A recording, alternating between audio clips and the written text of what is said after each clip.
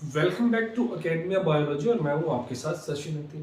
So guys, ये छोटी सी video बनाने का जो मोटिव है वो ये है कि आप लोगों को थोड़ा सा अवेयर कर दिया जाए कि जो आपके टारगेट MDUC यानी कि Maharshi Dayanand university common entrance exam है, उसके जो आपके फॉर्म्स है वो आपके मोस्ट प्रोबेबली जून में अवेलेबल हो जाएंगे। और फॉर्म अवेलेबल होने के विद इन 1 मंथ आपका जो एग्जाम है वो कंडक्ट करवा दिया जाता है। तो अगर हम देखें तो अब आपके पास बहुत ज़्यादा टाइम यहाँ पे नहीं बचा है, तो मैं आपको सजेस्ट करूंगा कि आप अपनी प्रिपरेशन को स्टार्ट कर दीजिए, क्योंकि अगर आपने साथ साथ चीज़ों को कवर करना शुरू नहीं किया तो बाद में एक साथ आपको इतना सारा सिलेबस कंप्लीट करना मुश्किल लगेगा। तो अगर बात करें जो प्रिपरेशन हम कर रहे हैं अपने जो ग्रुप में या फिर जो सब्सक्रिप्शन जिसे हम बोल सकते हैं, तो उसमें हमारा जो डाइवर्सिटी ऑफ माइक्रोब्स वाला पार्ट हो चुका है, जिसमें हमने बैक्टीरिया, एल्गी, फंजाई ये चीजें कंप्लीट कर ली। उसके साथ साथ डाइवर्सिटी ऑफ आर्किगोनिएट्स वाला पार्ट भी हो चुका है, जिसमें हमने ब्रायोफाइट, टेरिडोफाइट, देन जिम्नोस्पर्म और एंजियोस्पर्म का बेसिक्स हमने उसमें कंप्लीट कर लिया है।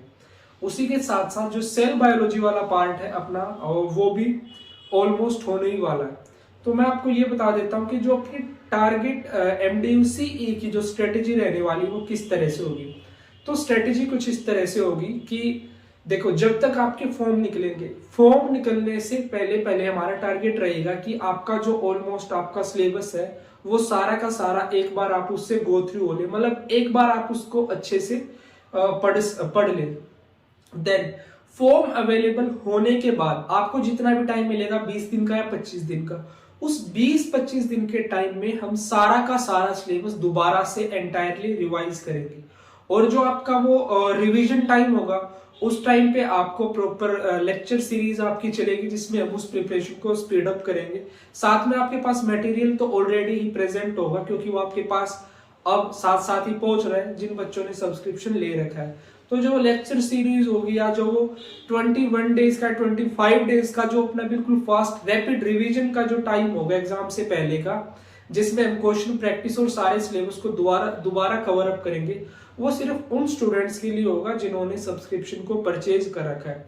सो गाइज, मैं आपको सजेस्ट करूंगा कि आपको भी it's not necessary to buy the subscription of academia biology itself. You can buy the subscription plan of some other institute.